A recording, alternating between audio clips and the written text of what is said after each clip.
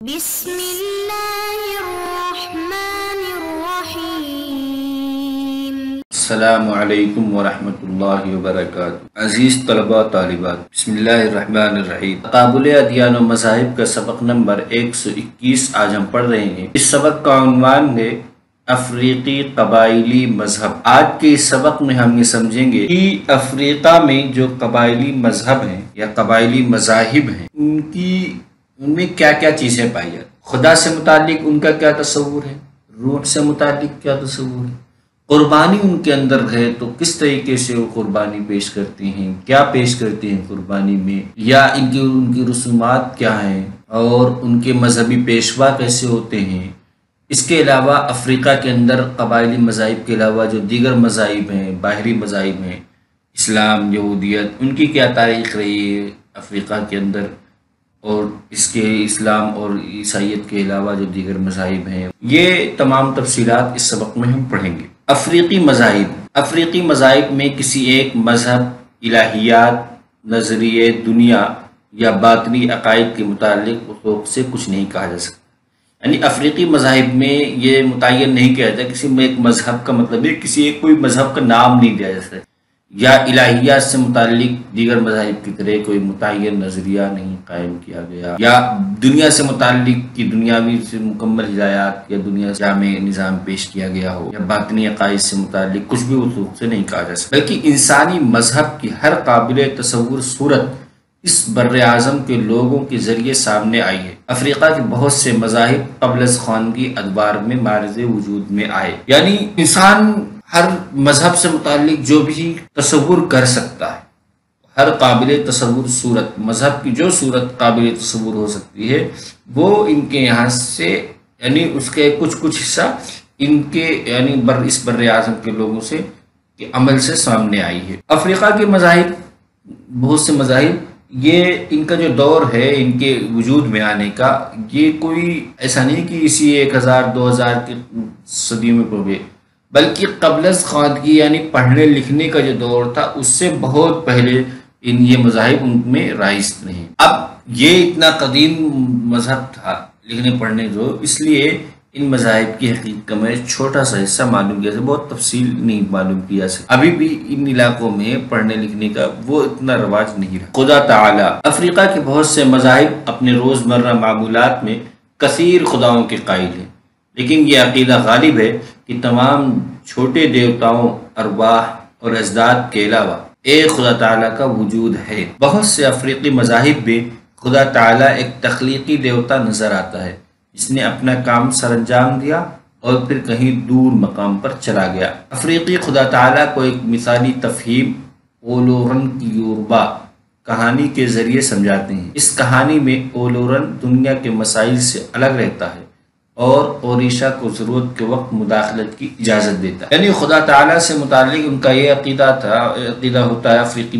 جو مذاہب ہیں، کہ پہلی بات تو خدا کے وجود سے متعلق کہ وہ کثیر خدا کو مانتے ہوئے بھی ایک خدا کو مانتے ہیں۔ وہ کہتے ہیں کہ چھوٹے چھوٹے جو دیوتا ہیں یا روحیں ہیں یا اجداد ہیں، یعنی آبا پرستی جو چیز ہوتی ہے، ان کے علاوہ ایک خدا ہے جو اس نظام کو، پوری دنیا کو چلا رہا ہے، اس کو مانتے ہیں۔ اور خدا کے بارے میں جو ایک خدا ہے، ایک خدا کا جو ان کے اندر کانسیپٹ ہے، اس کے بارے میں ان کا یہ عقیدہ ہوتا ہے کہ اس ایک بس تخلیقی دیوتا ہے، اس نے دنیا بنائی اور پھر یہ معطل ہو گیا، اب دنیا میں اس کو، اب یہ جو چھوٹے چھوٹے دیوتا ہے یہ دنیا کو چلا رہے ہیں، یہ ان کا نظریہ ہوتا ہے۔ اور اس کو ایک کہانی سے جوڑتے ہیں۔ کہانی ایک ہے، اولو کی کہانی ہے کہ اس میں جو ہے اولورن دنیا بناتا ہے، دنیا بنا کر کے الگ ہو جاتا ہے، اور پھر جیسی دنیا کو ضرورت پڑتی ہے اس ضرورت کے مطابق یہ اوریشا نامی ایک کردار کو اجازت دیتا ہے کہ دنیا میں مداخلت کرے اور دنیا کے اس نظام کو اس طرح سے چلائے۔ ارواح، ساری زمین، سمندروں اور آسمانوں کے بارے میں افریقی مذاہب کا اعتقاد ہے کہ وہ روحانی یا حیوانی قوت پر مشتمل ہیں۔ یہ قوتیں نفع بخش یا نقصان دہ ہو سکتی ہیں، انہیں خوشامد اور قربانی سے رام کیا جا سکتا ہے، لہٰذا انسانوں کے لیے ضروری ہے کہ ان ارواح سے آگاہ رہیں اور ان کی خوشنودی چاہیں۔ سادہ نظر و نیاز ان ارواح کی عبادت کی عام ترین صورت ہے۔ روحوں کو تسلیم کرنے کا خواہش مند افریقی زمین پر تھوڑی سی شراب، پانی، جو یا دودھ ڈال کر یا ہر کھانے کے موقع پر ان دیوتاؤں کو تھوڑا سا کھانا نظر کر کے بھی کام چلا سکتا ہے۔ یعنی روح یا روحانی طاقت ان کے یہاں تسلیم شدہ ہے، اور اس حد تک ہے کہ یہ فطرت میں بھی روح کے قائل ہے۔ یہ کہتے ہیں کہ ساری زمین، سمندر، آسمان، حتیٰ کہ پتھر اور درخت میں بھی روح ہوتی ہے، اور یہ روح جو ہے قوت والی روح ہوتی ہے۔ یہ ان روحوں کے اندر نفع اور نقصان پہنچانے کی صلاحیت ہوتی ہے، اس لیے ضروری ہے کہ ان کی خوشامد کی جائے، ان پر قربانی کیا جائے، ان کو خوش کیا جائے، اور اسی لیے وہ قربانی یا ان کو خوش کرنے کے لیے چاہے سادہ سی کوئی نظر و نیاز ہو، اس کو بھی کر لیا جائے۔ یہ وجہ ہے کہ ان کو خوش کرنے کے لیے ہر افریقی عام طور سے کرتا ہے کہ تھوڑی سی شراب یا تھوڑا سا پانی یا تھوڑا سا جو یا دودھ، یہ سب دو چیزیں وہ زمین پہ اسے اڈیل دیتا ہے ان کو خوش کرنے کے لیے۔ اس کا عقیدہ ہے کہ روحیں ان چیزوں سے خوش ہوتی ہیں، یا کھانا کھاتے ہوئے تھوڑا سا کھانا اڈیل دیتا ہے۔ اجداد پرستی، افریقی یقین رکھتے ہیں کہ خاندان کے مرحوم افراد عالم ارواح میں زندہ ہیں اور ابھی تک زندہ لوگوں کی زندگیوں میں دلچسپی قائم رکھے ہوئے ہیں۔ وقتاً فوقتاً اجداد کے زندہ لوگوں کے ساتھ بات چیت پر بھی یقین کیا جاتا ہے۔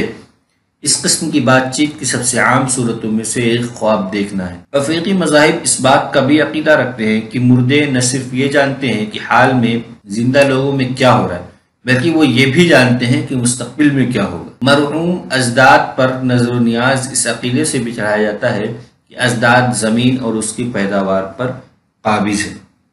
یعنی اجداد پرستی ان کے اندر اس حد تک ہے کہ وہ اجداد کو عالم ارواح میں زندہ سمجھتے ہیں، اور عالم ارواح میں زندہ نہ صرف زندہ سمجھتے ہیں بلکہ ان کو اس دنیا میں بھی قابل تصرف سمجھتے ہیں، اور اس حد تک سمجھتے ہیں کہ زندہ لوگوں سے ان کی بات چیت بھی ہو سکتی ہے۔ اور وہ بات چیت کا عام طریقہ ہے خواب میں آنا، کہ خواب میں آ کر کے وہ چیزیں بتا جاتے ہیں، فائدے کی، نقصان کی، یہ چیزیں وہ بتا جاتے ہیں۔ اس لیے وہ ان کو ہر طرح کا علم بھی رکھنے والا جانتے ہیں، کہ وہ یہ بھی جانتے ہیں کہ یعنی ان کے آبا یا اجداد یہ بھی جانتے ہیں کہ ابھی کیا چل رہا ہے دنیا میں ان کے خاندان میں، اور آئندہ کیا ہوگا، یہ بھی چیزیں جانتے ہیں۔ اس لیے وہ ان پر نظر و نیاز چڑھاتے ہیں، اور پھر یہ بھی مانتے ہیں کہ زمین پر اور زمین کی پیداوار پر وہ قابض ہیں، وہ جتنا چاہیں اتنی پیداوار کو، جتنا چاہیں وہ روک سکتے ہیں، اس لیے ان کو خوش کرتے ہیں ان کی عبادت کر کے۔ قربانی، افریقی مذاہب میں قربانی کی سب سے عام صورتیں دیوتاؤں اور اجداد کے حضور پیش کیے جانے والے روز مرہ کے نذرانے ہیں۔ دیوتاؤں اور اجداد کی مشابہت کے اظہار کے لیے اس دنیا کے لوگ اپنے مشروب کا ایک قطرہ بہا دیتے ہیں اور اپنی خوراک کے نوالے اچھال دیتے ہیں۔ زیادہ پیچیدہ مواقع پر جانور کی قربانی کی جاتی ہے۔ خون کی قربانی عموماً اس وقت کی جاتی ہے جب کوئی گروہ جنگ کی تیاری کر رہا ہو، یا پھر یہ قحط سالی اور بیماری میں کی جاتی ہے۔ جانور کی قربانی کرنے کے بعد اس کا گوشت بھون یا ابال لیا جاتا ہے۔ اس کا ایک حصہ قربان گاہ پر دیوتا کو دے دیا جاتا ہے، اور ایک حصہ قربانی کرنے والا اور اس کے اہل و عیال کھا لیتے۔ یعنی عام صورتیں تو یہی ہے کہ پانی پیتے ہوئے تھوڑا سا پانی گرا دیا، یہ بھی قربانی ہے۔ کھانا کھاتے ہوئے کوئی لقمہ گرا دیا زمین پر، یہ بھی قربانی ہے۔ لیکن جانور کی بھی قربانی پیش کی جاتی ہے، خون بھی بہایا جاتا ہے۔ یہ ہمیشہ نہیں ہوتا، خاص طور سے جنگ کے موقع پر قربانی پیش کی جاتی ہے جانور، اور جب جانور کی قربانی پیش کی جاتی ہے تو اس کے دو حصے کی جاتے ہیں۔ ایک حصہ تو اس معبد میں چھوڑاتے ہیں جہاں قربان گاہ ہوتی ہے، وہاں کے جو پجاری ہوتے ہیں ان کو یعنی دیوتا کے حوالے کر دیا جاتا ہے اس کا ایک حصہ، اور دوسرا حصہ قربانی کرنے والا خود اپنے گھر لے آتا ہے، اپنے اہل و عیال کو کھلاتا ہے۔ افریقی مذاہب کی رسومات میں نام رکھنا، ختنہ اور موت کے رسومات ادا کیے جاتے ہیں، جن کی تفصیل درج ذیل ہے۔ نام رکھنے کی رسم یہ کہ نام رکھنے کی تقریب عموماً بچے کو چاند کے سامنے کرنے کے عمل کے ساتھ ہوتی ہے۔ اس میں بچے کو چاند کی طرف اٹھا کر کہتے ہیں کہ چاند دیکھو، یعنی نام رکھنے کے وقت یہ ہوتا ہے کہ بچے کو اٹھا کر چاند کی طرف کیا جاتا ہے، اور اس کو کہا جاتا ہے کہ چاند دیکھو، اور اس کو یہ کہتے ہوئے پھر اس کا نام رکھ دیا جاتا ہے جو ختنہ۔ افریقی مذاہب میں ختنے کی رسم بھی ادا کی جاتی ہے، اور لڑکوں کے ساتھ لڑکیوں کے ختنے کا بھی عمل جاری ہے۔ یہ رسم بلوغت کی رسومات میں سے ایک ہے۔ میت کی رسومات، مردے کو جس قدر جلد ہو سکے دفن کر دیا جاتا ہے، اور مردے کے ساتھ رقم، انگوٹھی، چھلا، ہتھیار اور اوزار بھی دفن کیے جاتے ہیں، یعنی قیمتی چیزیں، اس کے پسند کی چیزیں مردے کے ساتھ دفن کر دی جاتی ہیں۔ مذہبی پیشوا، افریقی مذاہب میں عموماً مذہبی پیشوا کی ضرورت نہیں ہوتی، تاہم عبادت گاہ کے بننے پر مذہبی پیشوائی کی ضرورت ہوتی، اس لیے مغربی افریقہ میں پروہت اور بعض اوقات مؤنث پیشوا موجود ہوتے ہیں۔ مذہبی پیشوا کو خدمت کی اجازت ملنے سے قبل ایک طویل عرصہ تک تربیتی مراحل سے گزرنا پڑتا ہے۔ افریقہ میں سب سے زیادہ پائے جانے والے مذہبی عاملوں میں سے ایک نام نہاد ساحر ہوتا ہے۔ افریقہ کے بہت سے حصوں میں وقتاً فوقتاً ملنے والا ایک اور مذہبی عہدیدار پیغمبر ہے، نہایت پائیدار اور مذہبی شخصیات میں ایک سردار اور بادشاہ، یعنی مذہبی پیشوا ویسے تو ضرورت پڑتی نہیں مذہبی پیشواؤں کی عام طور سے، لیکن پروہت یعنی جو معبد کے اندر اس کی ضرورت ہوتی ہے، اور وہ مؤنث بھی پیشوا یعنی فیمیل بھی مذہبی پیشوا ہوتی ہے، لیکن جو بھی مذہبی پیشوا ہوتا ہے وہ بغیر ٹریننگ۔ ان پیشواؤں میں ساحر، پیغمبر اور بادشاہ، یہ تین جو ہے زیادہ ہے۔ غیر مقامی مذاہب، یعنی اس کے افریقہ میں قبائلی مذاہب کے علاوہ غیر مقامی مذاہب کون کون سے؟ نمبر 1، پہلے نمبر عیسائیت۔ افریقہ فلسطین سے باہر عیسائیت کے لیے اولین مقام ہے، یعنی جب جب عیسائیت فلسطین سے نکلی تو سب سے پہلے افریقہ میں پہنچی۔ انجیل یوحنا مصر میں پائی گئی جو افریقہ کا حصہ ہے۔ ابتدائی عیسائیت کے مذہبی رہنما آگسٹائن، ریگن، ایریس، ایتھناسیس، ترتولیان اور سالپرین کا تعلق شمالی افریقہ سے تھا۔ اسلام نے پہلی صدی ہجری میں ہی پورے شمالی افریقہ کو فتح کر لیا۔ پھر 11ویں صدی عیسوی میں مسلمان تاجروں نے جنوب میں گھانا، مالی اور سونگھائی کو اسلام میں داخل کر لیا۔ دیگر مذاہب، یہودیت کی ایک نمایاں شاخ ایتھوپیا میں فلاشاس نامی لوگوں کے گروہوں میں پائی جاتی ہے۔ فلاشاس اپنا شجر نسب 10ویں صدی قبل مسیح میں ملکہ شیبہ سے ملاتے ہیں۔ وہ یہودیت کی ایسی صورت پر عمل پیرا ہے جو خمسہ موسیٰ یعنی تورات سے متاثر ہے، لیکن تالمود سے بالکل واقف نہیں۔ افریقہ کے مشرقی ساحل پر ہندوستان کے باشندوں کی آبادی ہے۔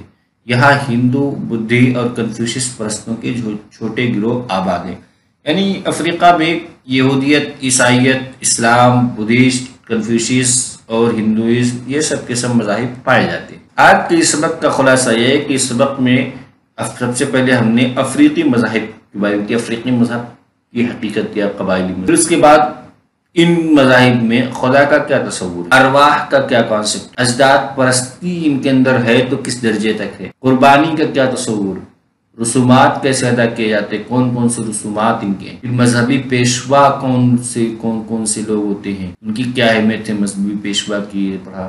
غیر مقامی مذاہب کون کون سے افریقہ میں، اس کی تفصیل پڑھی۔